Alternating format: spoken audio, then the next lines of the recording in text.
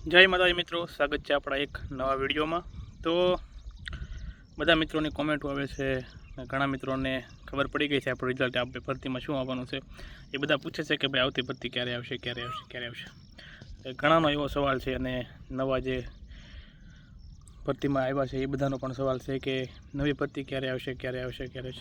તો એવી કોઈ ઓફિશિયલ જાહેરાત તો થઈ નથી, પણ એકવાર આ ભરતી પૂરી થઈ જાય વ્યવસ્થિત રીતે રિઝલ્ટ આવી જાય પછી જ જાહેરાત થશે। ત્યાં સુધી પહેલાં તો જાહેરાત ના થાય ઓફિશિયલી, પણ એકવાર રિઝલ્ટ આવી જાય પહેલાં તો ફાઇનલ આન્સર કી આવે, ફાઇનલ આન્સર કી પછી રિઝલ્ટ આવશે, પછી આની પ્રોસેસ બધી પૂરી થઈ જાય પછી જ નવી ભરતી આવે। હર વખતે તો આવું જ થાય છે કે એક ભરતી વ્યવસ્થિત રીતે પૂરી થાય પછી જ બીજી ભરતી આવે, પહેલાં ન આપે। એટલે આ જ્યાં સુધી પૂરું નહીં થાય બધું ત્યાં સુધી નવી ભરતી આવવાની નથી। જોકે તૈયારી ચાલુ કરી દેજો, કેમ કે હમણાં કોઈકે અરજી કરેલી કે ભરતી બોર્ડને કે ભાઈ સીસી જે બી ગ્રુપનું રિઝલ્ટ આવી જાય ને પછી તમે લોકો આનું રિઝલ્ટ આપજો તો વધારે છોકરાને ચાન્સ મળે પોલીસ કોન્સ્ટેબલના કે પીએસઆઈના। તો ભરતી બોર્ડે એવું કીધું કે અમે અમારા ટાઈમે જ રિઝલ્ટ આપશું, કેમ કે અમારે ઉપરથી સૂચના છે કે જલ્દીથી નવી ભરતી જાહેર કરવી એમ। એટલે વિધિન સપ્ટેમ્બર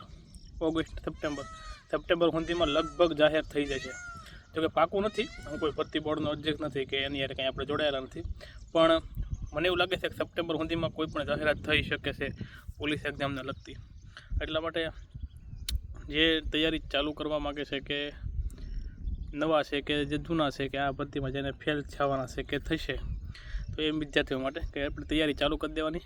ભરતી જ્યારે આવે ત્યારે આવશે, તે બહુ વહેલા આવશે અને વધીને 14-15 હજારની ભરતી આવવાની છે। આ થોડીક મોટી છે, આ ભરતી કરતાં થોડીક મોટી છે ભરતી, કેમ કે મને એવું લાગે છે કે જો પહેલાં જાહેર થઈ ગઈ ને કે પછી જાહેર થશે તો આમાં જો જગ્યા ખાલી રહેશે તો આમાં પાછું વેઇટિંગ લિસ્ટ નથી, એટલે એમાં એડ થઈ શકે જગ્યા।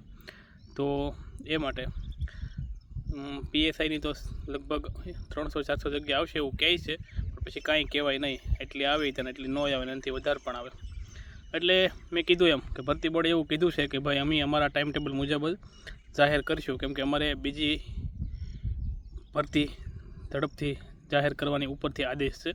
એટલે ભરતી બોર્ડ તો તૈયાર હશે, એકવાર ફાઇનલ આન્સર કી આવી જાય, ફાઇનલ આન્સર કી પછી તો એમાં કંઈક ક્વેરી નહીં હોય એટલે રિઝલ્ટ પણ તાત્કાલિક આવી જાય છે અને આનું ડોક્યુમેન્ટ વેરિફિકેશન ચાલુ થઈ જાય છે અને ધીમે ધીમે ટ્રેનિંગ ને આ બધું ચાલુ થઈ જાય। એટલે પછી ઝડપથી એકવાર આ લોકો ટ્રેનિંગમાં વહી જાય, આનું ડોક્યુમેન્ટ વેરિફિકેશન બધું સ્ટાર્ટ થઈ જાય પછી નવી ભરતી ચાલુ કરે, એટલે એના પ્રોસેસમાં તકલીફ ના પડે, બધું ભેગું ન થાય એટલા માટે।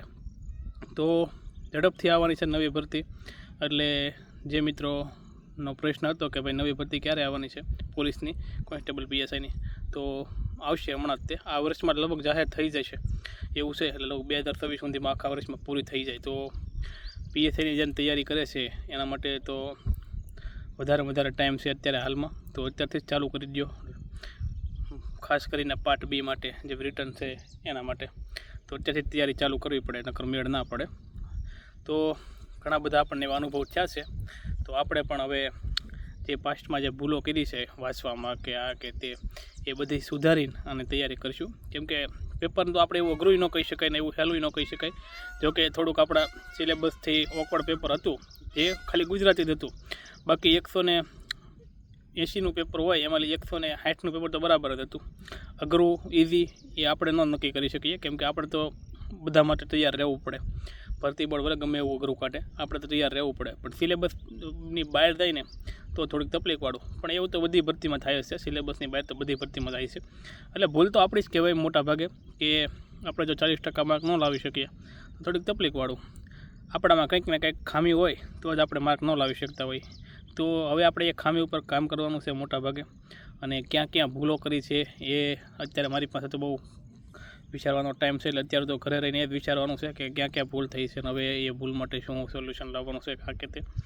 તો હમણાં એના ઉપર જ ટાઈમ કાઢીએ છીએ કે કઈ રીતે આગળ વધવું, હવે કેવી સ્ટ્રેટેજી બનાવી અને વ્યવસ્થિત રીતે, એવું નહીં કે ભાઈ વાંચવા ખાતર તો આપણે લીધી તો ગમે એમ પૂરી કરવી એવું નહીં, પણ વ્યવસ્થિત રીતે, અને ખાસ તો કે મેથ્સ રિઝનિંગનું ભારણ બધી એક્ઝામમાં થોડુંક વધી ગયું છે, તો આપણે એના ઉપર ખાસ ધ્યાન દઈશું અને મોસ્ટ ઓફલી એક્ઝામમાં પણ કવર થાય એવી કોશિશ કરવી છે।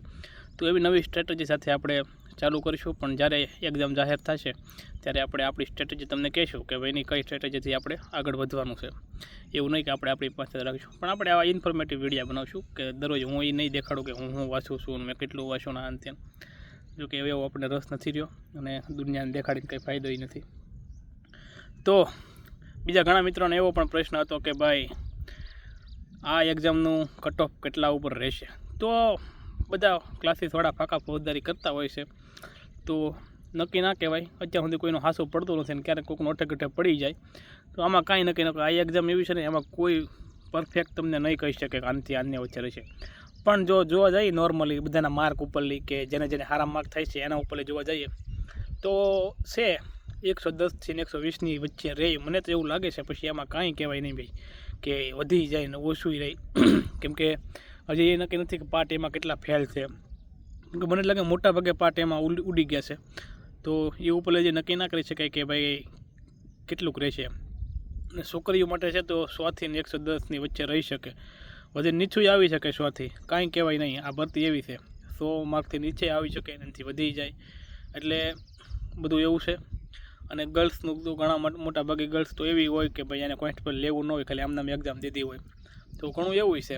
એટલે હજી કંઈ નક્કી ન કરી શકાય, પણ જેને પાર્ટ એમાં પાસ છે, પાર્ટ બેમાં પાસ છે, તો એ મિત્રો થોડીક આશા રાખીને બેસવાનું, પોઝિટિવ રહેવાનું, પ્રાર્થના કરવાની ભગવાનને કે વારો આવી જાય. બીજું તો કોઈ ઓપ્શન નથી. અને તૈયારી ચાલુ રાખવાની. અને ખાસ કે જ્યારે PSAની તૈયારી કરવાની છે પ્રોપર, કે જે PSA બનવું છે, તો એ લોકો આ તલાટીની તૈયારી ચાલુ કરી દે તો એને બહુ ખાસ ઉપયોગી થાય છે તલાટી. કેમ કે આમાં મેન્સ તલાટીમાં, એટલે PSAમાં મેન્સ હોય, તો DYSOનું ફોર્મ પણ ભરાય છે, તો DYSOના ફોર્મ પણ ભરી દો, ભલે પાસ થાય ન થાય એ બે નંબરની વાત છે. તો DYSOના ફોર્મ ભરી દેજો બધા જેને ભરવાના છે. એમાં મેન્સ છે, એટલે મેન્સની તૈયારી વ્યવસ્થિત રીતે આપણે થઈ જાય, તો PSA આવે એ પેલા બે આમ તો જોઈ મોક ટેસ્ટ અપાઈ જાય વ્યવસ્થિત રીતે. એક્ઝામ તમને થોડોક અનુભવ પણ થઈ જાય કે એક્ઝામમાં કઈ રીતે હેન્ડલ કરવું મેન્સ. પણ હું તો બધા મિત્રોને કહું, જે મિત્રો તૈયારી કરો છો, જેની ઉંમર થઈ ગઈ છે, તો એ લોકો અત્યારથી જે પોલીસ કોન્સ્ટેબલની તૈયારી કરવી હોય, વચ્ચે બીજી કોઈ એકમની તૈયારી ન કરવી હોય કે ખાલી મારે પોલીસ જ બનવું છે, તો એ મિત્રોને ખાસ કે ભાઈ કંઈક વચ્ચે નોકરી કરતા જાઓ, કંઈક જોબ કરતા જાઓ, નાની મોટી પાર્ટ ટાઈમ, અને તૈયારી ચાલુ રાખો. તો જેને પાછલી તૈયારી કરીને આવ્યા છે, તો જો કે એ લોકોને વધારે વાંચવાની જરૂર ન હોય, કે જે ભૂલો કરી હોય ને એને જ પાછી સુધારવાની હોય, એટલા માટે. તો કંઈક નોકરી કરતા જાઓ એટલે આપણે જે માનસિક ટેન્શન હોય, ઘરેલી પૈસામાં કહું ને, એ ટેન્શન ન રહે. આપણે આપણા પગ ઉપર ઊભા હોય, આપણા ખર્ચા કાઢતા હોય ને, એટલે મજા આવે, કંઈ બીજું ટેન્શન ન રહે.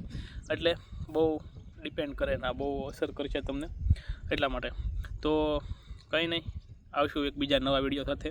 આપણે નવો વિડીયો ક્લાસીસ ઉપર બનાવવાનો છે, જે જ્યારે ક્લાસીસો હાલે છે ને બધા, કે જે ફાંકા ફોજદારી કરતા હોય, એની ઉપર એક વિડીયો બનાવવાનો છે. થોડીક માહિતી આપણી પાસે આવી છે બધાની, તો એની ઉપર આપણે એક વિડીયો બનાવીશું. તો ત્યાં સુધી બધાને જય માતાજી, જય મંગલમાં, જય દ્વારકાધીશ.